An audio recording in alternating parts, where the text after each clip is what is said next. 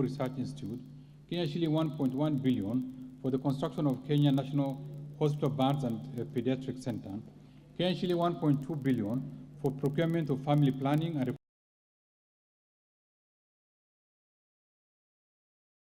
radiotherapy equipment, Kenya shilling 1.3 billion for the construction of Cancer Center at Kisii Level 5 Hospital, and Kenya shilling 619 million for the procurement of equipment at the National Blood Transfusion Services. Mr. Speaker, in 2013, the government embarked on a plan to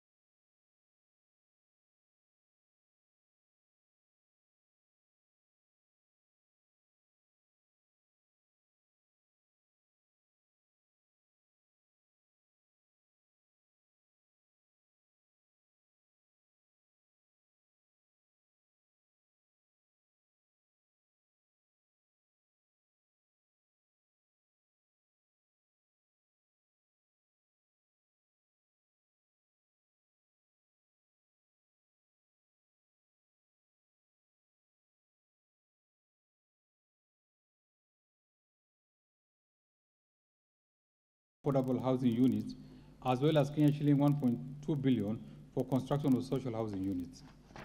Mr. Speaker, to support the Nairobi Metropolitan Services in reversing urban indignity in Nairobi County, Kenya shilling 200 million has been recommended for the Nairobi Metropolitan Services Improvement Project, and Kenya shilling 118.7 million for construction of footbridges. Other key allocations to the housing, urban development and public works sector include Kenya shilling 5.9 billion for the Kenya Informal Settlement Development Project 2, Kenya shilling 700 million for construction of markets, Kenya shilling 1 billion for maintenance of government pool houses, Kenya shilling 1.1 billion for the construction of housing unit for the National Police and Kenya Prison, Kenya shilling 700 million for the Kenya Urban Program. In addition, Mr. Speaker,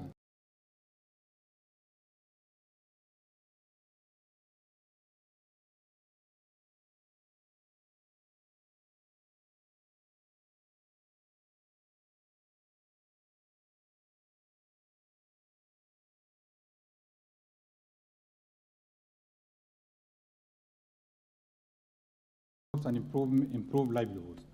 Mr. Speaker, to further promote local industries, I have proposed an allocation of Kenya shilling 10.1 billion under the various implementing ministries, departments and agencies. Out of these, Kenya shilling 1 billion will go to the Credit Guarantee Scheme to enhance access to affordable credit by micro, small and medium enterprises in the manufacturing sector. And Kenya shilling 626 million for provision of finances to micro, small, and medium enterprises through the Kenya Industrial Estate. In addition, Mr. Speaker, I have proposed Kenya shilling 2.6 billion for Dongokundu Special Economic Zone, Kenya shilling 295 million for the development of the Special Economic Zone, Textile Park in Naivasha, Kenane Leather Industry Park, and at the River Textile Hub, Kenya shilling 50 million for the Freeport and Industrial Park Special Economic Zone in Mombasa. Other proposed allocations include Kenya shilling 410.4 million for the modernization of Rivertex and Kenya shilling 3 billion for supporting access to finance and enterprise recovery. Mr. Speaker, in order to maximize the benefits from our cash crop, the government will make further investments towards the revival and enhancement of output. In this respect, Mr. Speaker, I propose an allocation of Kenya shilling 212.1 million for modernization of cooperative cotton ginneries and a further Kenya shilling 250 million for cotton industry revitalization. Mr. Speaker, to equip our youths with essential training and internship opportunities, I have proposed an allocation of Kenya shilling 1.3 billion for the Kenya Industrial and Entrepreneurship Project, Kenya shilling 2.1 billion for the Kenya Youth Employment and Opportunities Project, Kenya shilling 500 million for industrial research laboratories, Kenya shilling 200 million for constituency industrial development centers. Mr. Speaker, As part of the Big Four agenda, the government is implementing measures and interventions to achieve food and nutrition security for all Kenyans. These measures include supporting large-scale production of staple food, expanding irrigation schemes, increasing access to agricultural inputs, and supporting smallholder farmers to sustainably produce and market various commodities. To further support programs under this pillar, I propose an allocation of Kenya shilling 46.7 billion in this budget. Out of this, Kenya shilling 4.2 billion will go to the National Agricultural and Rural Inclusivity Project, Kenya shilling 1.7 billion for the Kenya Cereal Enhancement Program, Kenya shilling 1.9 billion has been proposed for the Emergency Locust Response, Kenya shilling 1.5 billion for the National Value Chain Support Program, Kenya shilling 1.1 billion for the Agricultural Sector Development Support Program 2, Kenya shilling 1.5 billion for the Small Scale Irrigation and Value Addition Project, and Kenya shilling 690 million for Food Security and Crop Diversification Project. Mr. Speaker, the government will further set aside Kenya shilling 2.7 billion for fertilizer subsidy to cushion farmers during the short range from October to December 2022. This is in addition to the Kenya shilling 3 billion allocated in the financial 2021-2022. Mr. Speaker, to improve livestock production, I propose Kenya shilling 500 million for free disease holding ground in Lamu. I also propose Kenya shilling 1.7 billion for the Kenya Livestock Commercialization Program and Kenya shilling 121 million for livestock production under Big Four initiative. Mr. Speaker, to promote sustainable utilization of the blue economy resources, I have proposed an allocation of 1.9 billion for the Aquaculture Business Development Project, Kenya shilling 2.8 billion for Kenya Marine Fisheries and Socioeconomic Development Project, Kenya shilling 1.3 billion for exploitation of living resources under the blue economy, Kenya shilling 1 billion for construction of fish processing plant in Lamu, Kenya shilling 270 million for coastal fisheries infrastructure development, Kenya shilling 210 million for rehabilitation of fish landing sites in Lake Victoria, Kenya shilling 204 million for aquaculture technology development and innovation transfers, and Kenya shilling 126.3 million for the development of the Blue Economy Initiative. Mr. Speaker, in order to increase agricultural production and enhance resilience to climate change risk in targeted smallholder farming and pastoral communities in Kenya, I have set aside Kenya shilling 147 million for the Climate Smart Agricultural Productivity Project, Kenya shilling 850 million to enhance drought resilience and sustainable livelihood, Kenya shilling 178 million towards ending drought emergencies in Kenya, and in addition, I have proposed an allocation of Kenya shilling 421 million for the livestock and crop insurance scheme to reduce the vulnerabilities of Kenyan farmers to diseases and natural disasters. Mr. Speaker, to ensure legitimacy of land ownership, I have recommended Kenya shilling 1.1 billion for processing and registration of title deeds, Kenya shilling 769 million for digitization of land registries, and Kenya shilling 130 million for construction of land registries. Mr. Speaker, other proposed allocations include Kenya shilling 90 million for revitalization of cotton industry, Kenya shilling 300 million for mitigation of fall armyworms, Kenya shilling 200 million for establishment of liquid nitrogen plant, Kenya shilling 200 million towards the embryo transfer project, and Kenya shilling 250 million for construction and refurbishment of the Leather Science Institute.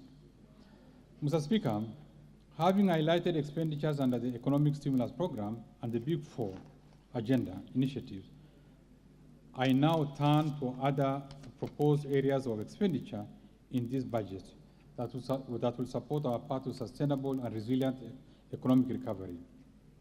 Mr. Speaker, the government continues to expand critical infrastructure in roads, rails, air, and seaports to create an enabling environment for economic recovery and employment creation.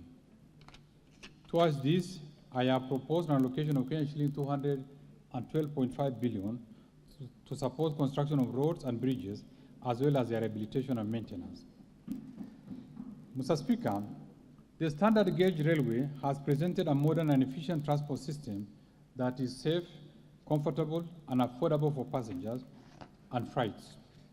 To expand railway transport to the rest of the country, I have proposed Kenya shilling 18.5 billion for development of the standard gauge railway, Kenya shilling 1.1 billion for railways metro lines, Kenya shilling 439 million for rehabilitation of locomotive, and Kenya shilling 264 million for development of ERP system for SGR.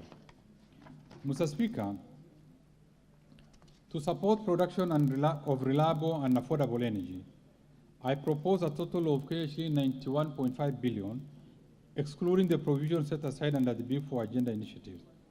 Out of this, KSH 62.9 billion will cater for transmission and distribution of power, KSH 18.5 billion for development of geothermal energy, KSH 9.3 billion for electrification of public facilities, and KSH 2 billion for development of nuclear energy, as well as exploration and mining of coal. Mr. Speaker, the security of our nation remains paramount and must be maintained to safeguard the considerable development gains. For this reason, I have proposed an allocation of Kenya shilling 317.8 billion to support operations of the National Police Service, Defense, and the National Intelligence Services.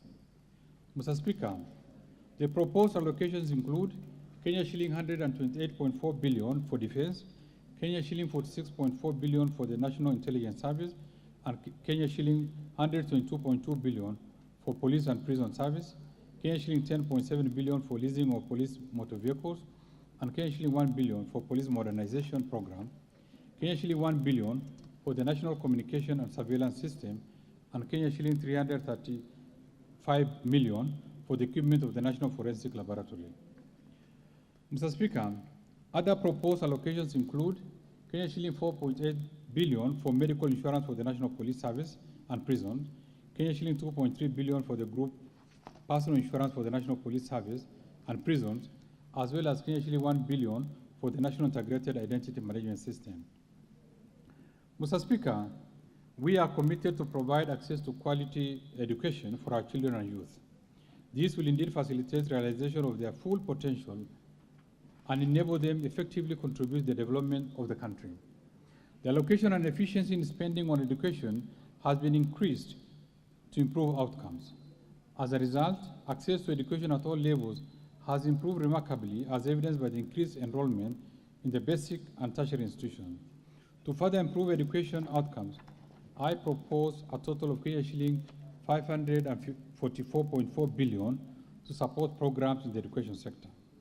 Mr. Speaker, out of the proposed allocation, Kenya shilling 12 billion will cater for free primary education, Kenya shilling 2.5 billion for recruitment of teachers, Kenya shilling 64.4 billion for free day secondary school education, including insurance under the NHI for secondary school students, Kenya shilling 5 billion for examination fees waiver for grade 6, class 8, and Form 4 candidates, and Kenya shilling 1.96 billion for the school feeding program. In addition, Mr. Speaker, I have proposed an allocation of Kenya shilling 1.2 billion for training of teachers on competency-based curriculum, and Kenya shilling 310 million for the digital literacy program and ICT integration in our secondary schools. Mr. Speaker, to support transition from primary education to junior secondary school education under the competency-based curriculum, Kenya shilling 4 billion has been set aside for the construction of classrooms to support school infrastructure development and ensure safe learning in our schools. I have proposed allocation of 2.8 billion for primary and secondary schools infrastructure, and Kenya shilling 1.8 billion for construction and equipping of technical training institutes and vocational training centers. Further, Kenya shilling 1.1 billion has been set aside to increase access and improve the quality of technical and vocational education and training programs under the East African Skill Transformation and Regional Integration Project. Mr. Speaker, other proposed allocations in the education sector includes Kenya shilling 294.7 billion to Teachers Service Commission, Kenya shilling 91.2 billion for university education, Kenya shilling 15.8 billion to the Higher Education Loans Board, Kenya shilling 6.8 billion for Kenya Secondary School Education Quality Improvement Project, and Kenya shilling 5.2 billion capitation for TVET students. Further, Kenya shilling 527 million has been set aside for technical vocational education, training, and entrepreneurship. Kenya shilling 971 million for promotion of youth employment and vocational training, and Kenya shilling 323 million for the National Research Fund. Mr. Speaker, unleashing the productive potential of people living in poverty involves the removal of constraints through economic inclusion programs. In this respect, the government continues to support vulnerable groups through the Social Safety Net program, famously referred to as Inua Jamii. To continue protecting this vulnerable segment, I have proposed an allocation of Kenya shilling 39.5 billion for social protection and affirmative actions in this budget. Mr. Speaker, out of this allocation, Kenya shilling 17.5 billion will cater for cash transfers to elderly persons, Kenya shilling 7.9 billion for orphans and vulnerable children, and Kenya shilling 1.2 billion for persons living with severe disabilities.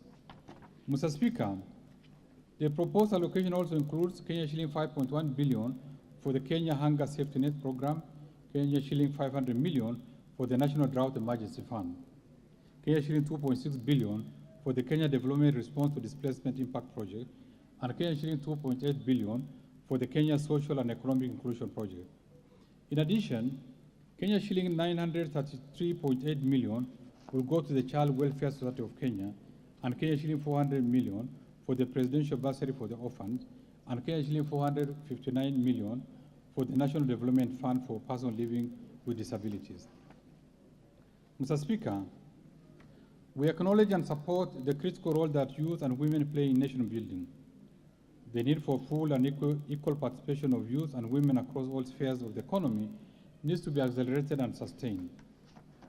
To further empower the youth and support business owned by the youth, women, and persons living with disabilities, I have recommended Kenya shilling 13.1 billion for the National Youth Service, Kenya shilling 2.2 billion for the Kenya Youth Empowerment and Opportunities Project, Kenya shilling 175 million for the Youth Enterprise Fund, Development Fund, Kenya shilling 170 million for the Women Enterprise Fund, and Kenya shilling 92 million for the Youth Empowerment and Enterprise Fund. Mr. Speaker, to promote regional equity, reduce poverty, and enhance social development, I have proposed Kenya shilling 44.3 billion for the National Government Constituency Development Fund, Kenya shilling 2.1 billion for the National Government Affirmative Action Fund, as well as Kenya shilling 7.1 billion for the Equalization Fund to finance programs in the previously marginalized areas. Mr. Speaker, we recognize the great opportunities that digital technologies offer in various sectors of the economy. Efficiently deployed, digital technologies have strong potential to accelerate economic recovery and improve livelihoods at relatively low cost for sustainable and inclusive development. For this reason, we have proposed an allocation of Kenya shilling 15.6 billion to fund initiatives in the information, communication, and technology sector. Specifically, this allocation includes Kenya shilling 620 million for government shared services. Mr. Speaker, the government is investing in the development of the Konza National Data Center and Smart City facilities. This National Data Center was commissioned in July 2021 and is currently hosting client services, including government agencies, and is a platform for the acceleration of innovation, particularly among the youth in Kenya. We encourage all MDAs to take advantage of this modern facility.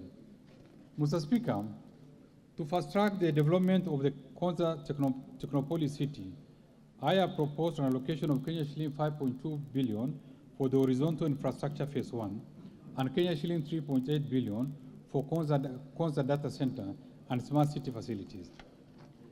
Mr. Speaker, other proposed allocations include Kenya shilling 2.7 billion for maintenance and rehabilitation of last-mile connectivity network, Kenya shilling 1.2 billion for maintenance and rehabilitation of the National Optic Fiber Backbone Phase 2 expansion cable, and Kenya shilling 1.4 billion for installation and commissioning of Eldoret Nadapal fiber optic cable. Mr. Speaker, to further support sports development and tourism recovery, I have proposed an allocation of Kenya shilling 15.8 billion for the Sports, Arts, and Social Development Fund, Kenya shilling 3.2 billion for the Tourism Fund, Kenya shilling 1.8 billion for Tourism Promotion Fund, and Kenya shilling 125 million for refurbishment of the regional stadium.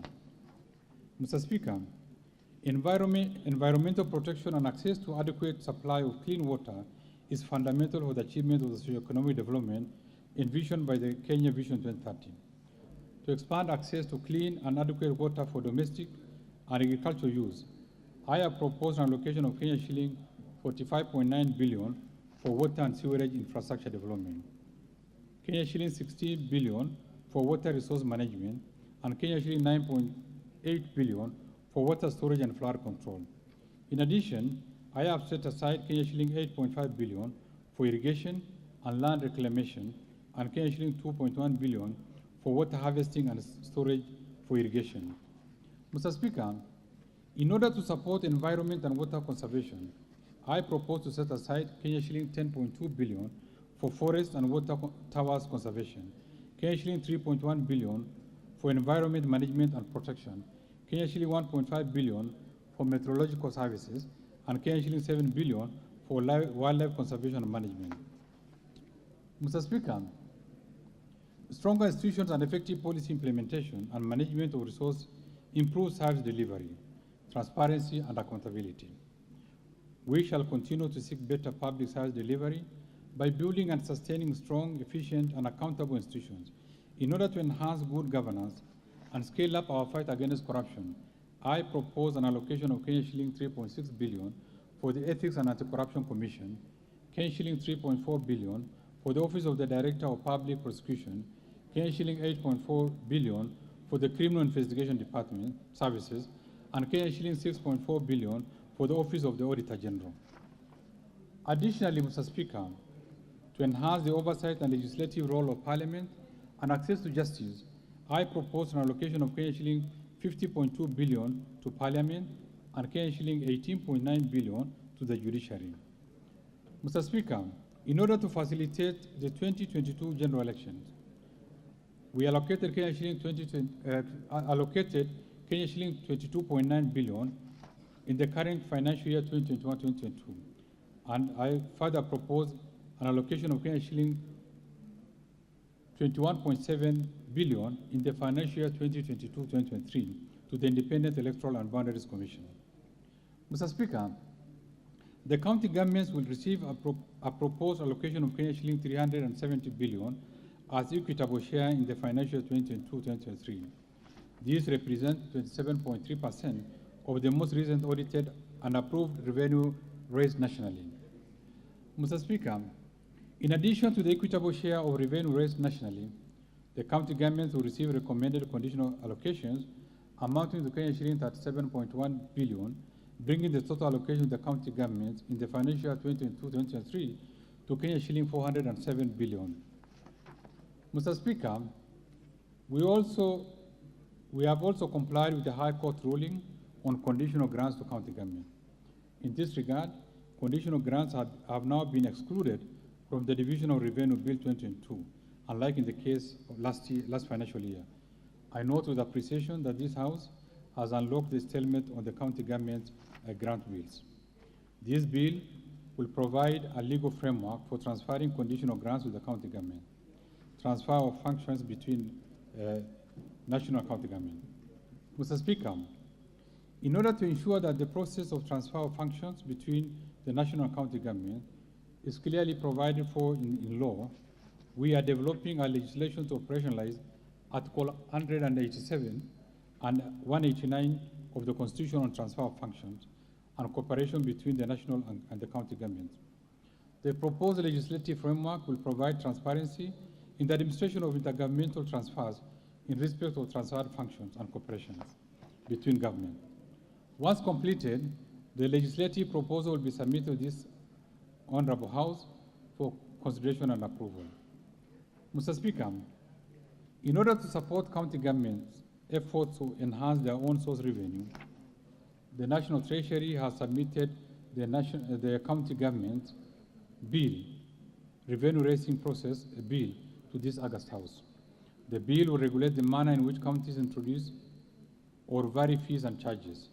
Once passed, This legislation will address the problem of multiplicity of fees and charges within and across counties, in line with Article 209, subsection 5 of the Constitution. I call upon honorable members to consider and approve this bill in a bid to create a conducive environment for business and deal with the issue of multiplicity of fees and charges within the county government. Mr. Speaker, in order to support an implementation of the county government's own source revenue policy, the National Treasury is in collaboration with the Ministry of Land and Fiscal Planning, County Council of Governors, and other stakeholders have developed the National Rating Bill 2022 to replace the outdated Valuation for Rating Act, Cap 266 and Cap 267. This bill was submitted to this Parliament in January 2022, and once enacted will guide valuation for rating and imposition of rates on rateable property. Mr. Speaker, Kenya has a wealth of mineral deposits.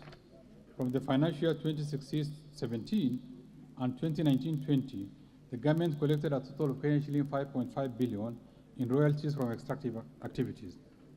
These amounts translate to an average of shilling 1.4 billion annually. Although mineral royalties are currently being received from 15 counties, 91% of the payments are derived from extractive activities in only 3 counties, namely Kilifi, Kwale, and Kajiado. Mr. Speaker, following a presidential directive, the National Treasury has since developed a draft framework which provides for mechanisms for sharing of revenue from mineral royalties among the national government, county governments, and communities in line with Section 183 of the Mining Act 2016. The framework, which is currently being subject to the stakeholder consultation, will provide basis for ensuring that revenues raised from the mineral royalties trickle down to the county government and communities where mining is taking place. Mr. Speaker, in line with Article 204, subsection 1 of the Constitution of Kenya, county governments have been allocated shilling 7.1 billion under the Equalization Fund in the financial year 2022-23, which represents 0.55% of the most recent audited accounts of revenue received.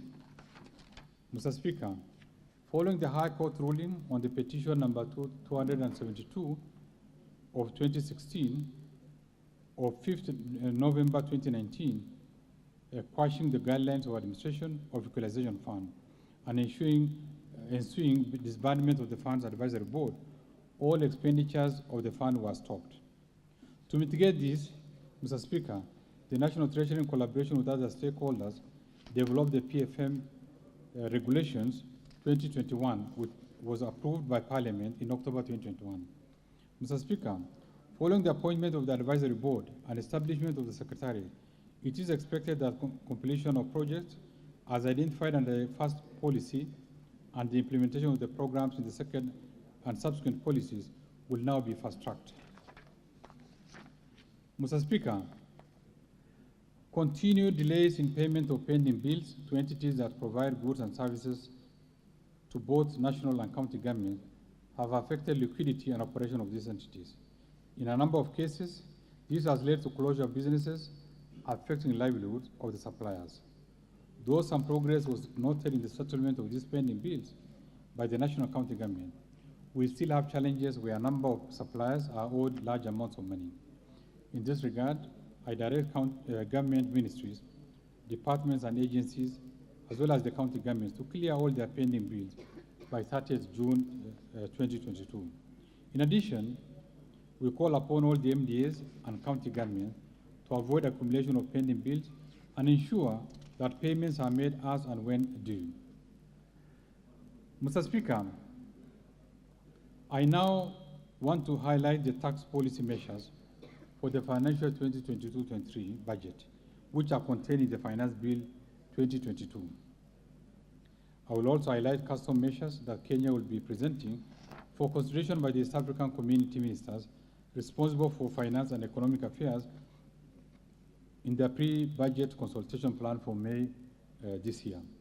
These custom measures will become effective from 1st July 2022. Mr. Speaker, The proposed measures contained in the Finance Bill 2022 are expected to generate an additional shilling 50.4 billion to the exchequer for the financial 2022-2023 budget.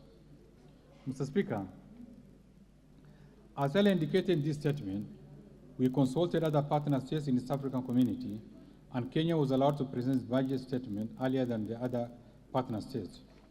With regards to customs measures, we have evaluated various proposals that we intend to submit for consideration during the East African Community pre-budget consultation by the EAC Ministers for Finance, which will be held later in May this year. The measures that will be agreed upon will be communicated through the EAC Gazette and implemented from 1st July this year. Mr. Speaker, these measures are generally meant to promote our manufacturing sector and enhance our exports by making inputs and raw materials used in the manufacture of goods more affordable, hence lowering the cost of production. In addition, some of the measures are aimed at enhancing the competitiveness of locally manufactured goods through protection from unfair competition by imported goods.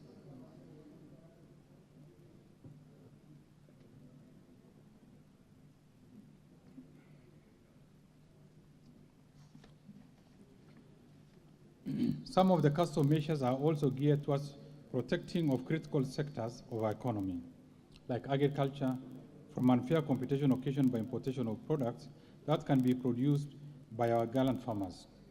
In cases where local production does not meet our demand, the government will ensure the deficit is met in an orderly manner that does not adversely affect our farmers. Mr. Speaker, I now turn to the proposed amendments under the Value Added Tax Act. The outbreak of COVID-19 pandemic and the ensuing socioeconomic implications on Kenyans continue to impose a heavy burden on our health sector. In this regard, I have proposed more incentives to the sector by exempting from VAT plant and machinery for use by manufacturers of pharmaceutical products. Mr. Speaker, the government has been progressively addressing the cost of health care in the country so as to expand access to quality and affordable healthcare services. To further reduce the healthcare costs, I propose to exempt from VAT medical oxygen supplied to registered hospitals, urine bags, adult diapers, artificial breasts, and colostomy or ileostomy bags for medical use.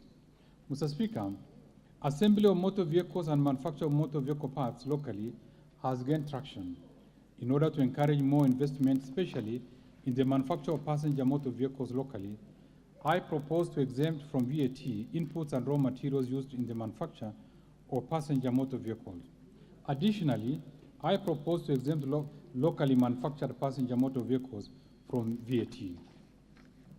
Mr. Speaker, charitable organizations play an important role of supporting the vulnerable members of the society. Currently, entities that make cash donations to charitable organizations that are registered under either the Societies Act or the Non-Governmental Organization Coordination Act are allowed to deduct the cash donations from their taxable income. However, entities that donate cash to charitable organizations that are not registered under the two acts are not allowed to deduct such donations from their taxable income.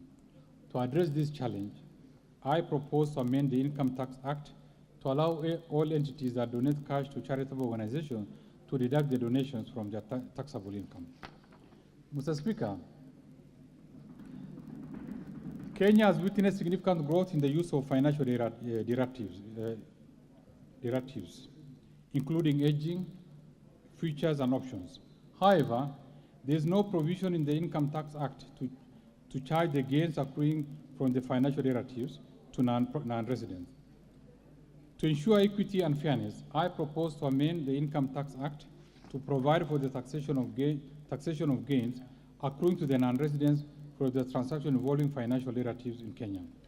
Mr. Speaker, last year, the Income Tax Act was amended to replace the previously thin capitation rule for determining taxable income with a method that restricts interest based on a ratio of earning before interest, taxes, depreciation, and harmonization. In the amendment, microfinance institutions licensed under the Microfinance Act were omitted in the exclusion list of the application for the new rule. In this regard, I propose to amend the Income Tax Act to exclude microfinance institutions licensed under the Microfinance Act from the interest restrictions based on a ratio of earnings before interest, taxes, depreciation, and amortization in determination of their taxable income. Mr. Speaker, next I will highlight the proposed amendments under the Excise Duty Act. The Act provides for annual inflation adjustments of the specific duty rates on all products. However, it has been observed that the adjustment may not always be appropriate for some products, depending on the economic and social environment facing these products at that time. To address this, I propose to empower the Commissioner General of KRA to exclude from inflation adjustment such products after consideration of the prevailing economic circumstances facing them.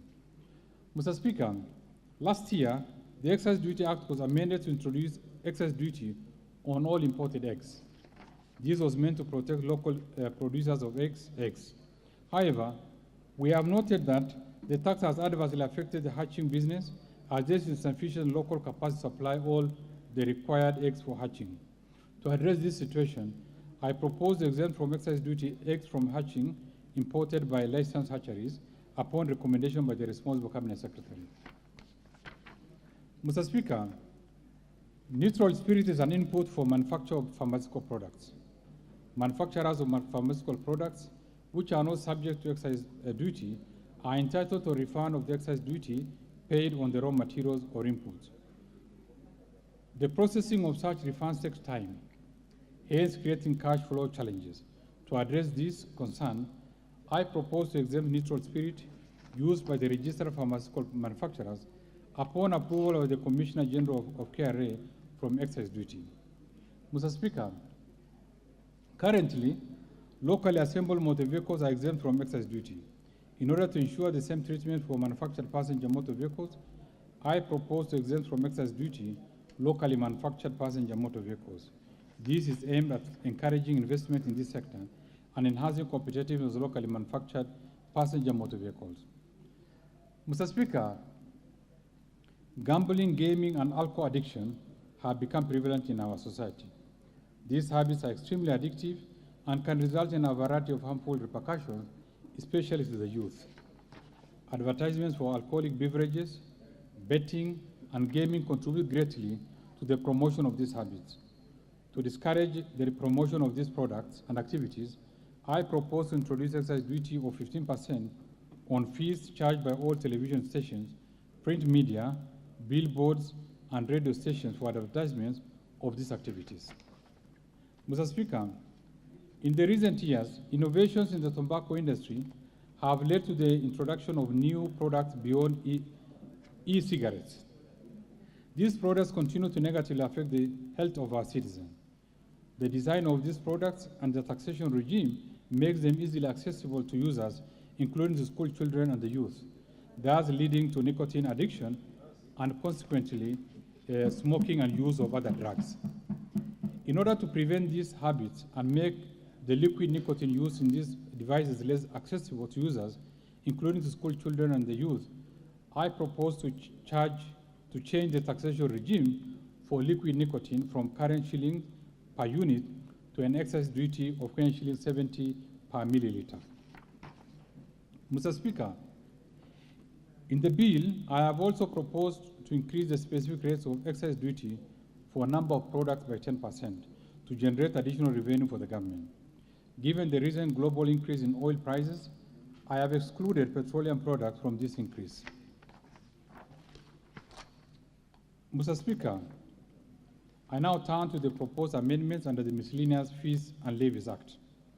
In order to promote manufacturing of pharmaceutical products, I propose to exempt inputs and raw materials imported by manufacturers of pharmaceutical products from payment of import declaration fees and railway development levy. This will encourage investments in the health sector and improve access to affordable healthcare services. Mr. Speaker, in order to support farmers who rear cows as well as pastoralist communities who depend on sale of hides and skin, I propose to reduce the export levy on the raw hides and skin from 80% or US dollars 0.5 per kilogram to 50 cents or US dollar 0.32 per kilogram. Mr. Speaker, on the amendments to enhance tax administration procedures, government agencies are expected to be sensitive and responsive to emerging customer needs. In this respect, the Kenya Revenue Authority has been on a journey of transformation to enhance customer-centric service delivery. In order to align the operation of the authorities with emerging trend, I propose to amend the Kenya Revenue Authority Act to change the name of the authority from Kenya Revenue Authority to Kenya Revenue Service. The change of the name is intended to rebrand the authority and transform its public image, thus enhance tax compliance through improved public relations and maintain a clear focus on taxpayers' needs.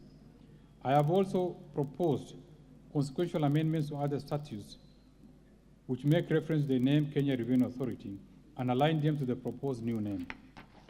Mr. Speaker, we have noted that tax disputes take too long to conclude, especially after judgments by the Tax Appeals Tribunal. In order to protect the disputed tax revenue, I propose to amend the Tax Appeals Tribunal Act 2013 to require a deposit of 50% of the disputed tax revenue in a special account at the Central Bank of Kenya when the tribunal makes a ruling in favor of the Commissioner General of KRA, as the taxpayer proceeds to appeal the decision. I have also proposed that in case the taxpayer receives judgment in his or her favor on final determination of the matter, the 50% deposit shall be refunded to the taxpayer within 30 days after the final determination of the matter by the courts. Mr. Speaker, the Tax Procedure Act empowers the Commissioner General, KRA, to issue directions to the land registrar to put a caveat on land or restriction on the transaction for taxpayers with tax arrears. It is noted that the taxpayer may have other assets other than land which the Commissioner can put caveat or restriction on transfer to secure unpaid tax revenue.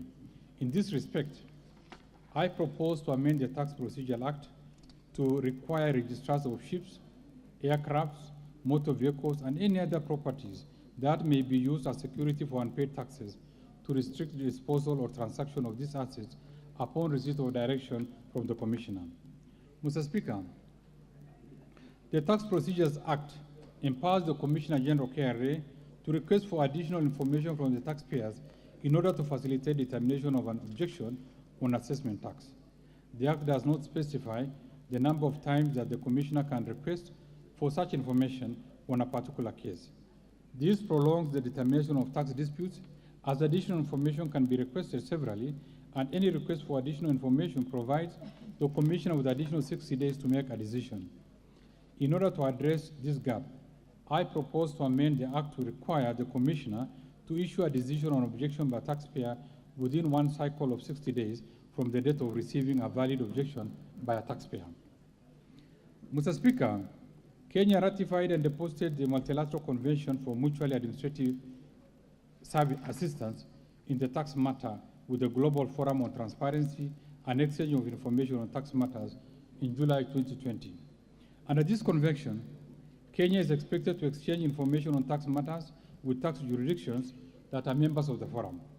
In order to promote greater tax transparency among multinational enterprises, I propose to amend the Income Tax Act to require that multilateral enterprises which have been operational in Kenya to report their activities within Kenya and in other jurisdictions to the Commissioner General, Kenya Revenue Authority. Mr. Speaker, the Statutory Instrument Act that became effective in 2013 provides for automatic expiry of the statutory instrument after 10 years from the date of their publication. In this respect, there are several tax-related regulations issued in accordance with the Act, as well as some that were issued prior to the enactment of the Act that will expire after the 10-year period. The expiry of these instruments will negatively affect tax administration and revenue collection. In this regard, I propose to amend the Statutory Instrument Act to exempt the tax-related regulations under the various tax laws from automatic expiry provided under the Act. Mr. Speaker,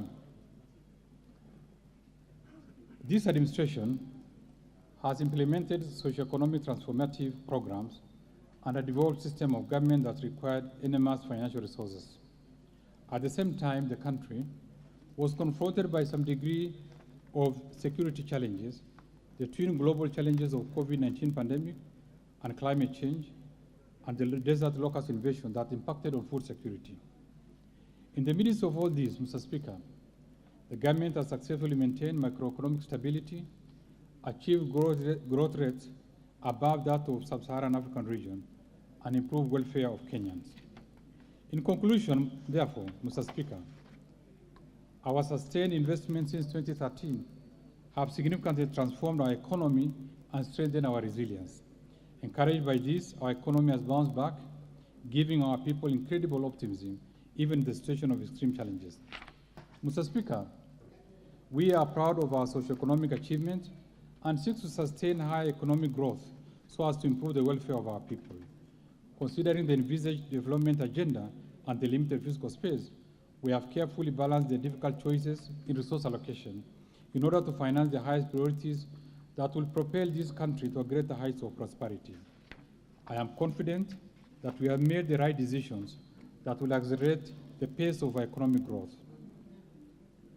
At this point, Mr. Speaker, I wish to thank His Excellency the President, Honorable Uhuru Kenyatta, for his leadership and guidance, which has transformed this country into a regional economic hub. I also thank my fellow cabinet secretaries, the respective principal secretaries, and various accounting officers and staff in all government, ministries, departments, and agencies for their support and contribution to the financial year 2022-2023 budget. Mr. Speaker, I also express gratitude to Kenyans for their rich and diverse contributions, proposals, and suggestions that helped us to finalize this budget. My appreciation goes to first to you, Honorable Speaker of the National Assembly, and your counterpart in Senate, the majority and minority leaders, and the entire House leadership, including the respective clerks, for overseeing the approval process of the budget estimates for the financial 2022-23 and the related document. Second, to the honorable members of the Budget and Appropriation Committee, the Finance and Budget Planning Committee, and all other departmental committees of this House, as well as the staff of Parliamentary Budget Office, for their constructive inputs during the approval process of the budget. Third, I recognize and appreciate the management and staff of the National Treasury who have worked tirelessly for long hours to ensure that this budget and supporting documents were prepared within new timelines to enable the presentation of this budget in April, thus paving way for the August general election.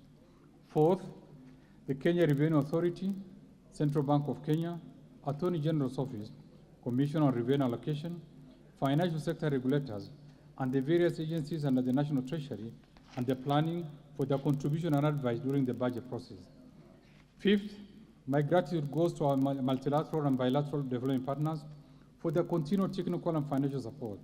Further, I thank the private sector for their sustained contribution to the growth of our economy. And sixth, I wish to appreciate the media and the non-state actors for the active engagement and participation in the financial 2022-2023 budget process. Mr. Speaker, allow me to once again thank all honorable members of the National Assembly and the Senate for their support in facilitating legislative proposals supporting the government economic transformation agenda over the last 10 years. At this juncture, I wish honorable members the very best as they seek to renew their mandates with their electorates during the upcoming general election. My hope is that the electionary period will not distract us from our pursuit to solidify and sustain the economic growth trajectory we have realized over the years. Lastly, and not least, Mr. Speaker, I remain immensely grateful to my family for their love, understanding, regular encouragement, and above all, their unfailing support as I stare my demanding duties at the National Treasury and planning since my appointment to the docket. I thank you all, and may God bless you. The very last, Mr. Speaker, Before I resume my seat, you recall that I've already submitted to this House the budget estimates and the Finance Bill 2022, together with accompanying documents as required by the Public Finance Management Act 2012. Today, I further submit the following documents to this August House and request that you graciously receive them.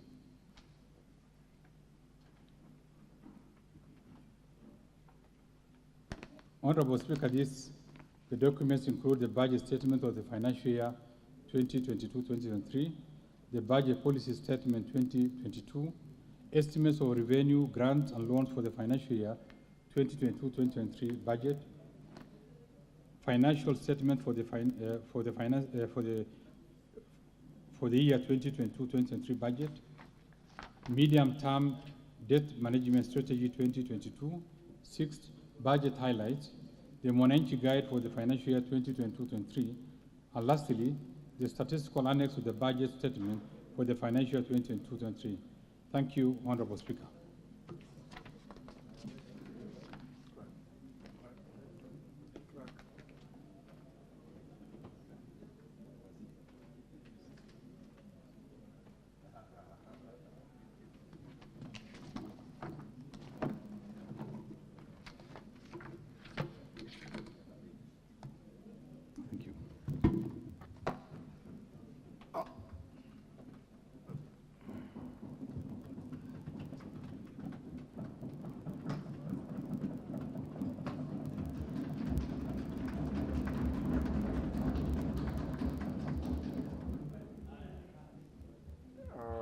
Honourable members, that concludes the session by the Cabinet Secretary for National Treasury on the presentation of the budget highlights for the financial year 2022-2023. Honourable members, time being 4:57 p.m. It's now time for the House to rise. The House stands adjourned till Tuesday, the 12th of February at 2:30 p.m. Honourable members, at the rise of the House, members are invited for a cup of tea, including our guests and the members' ministers' parking lots.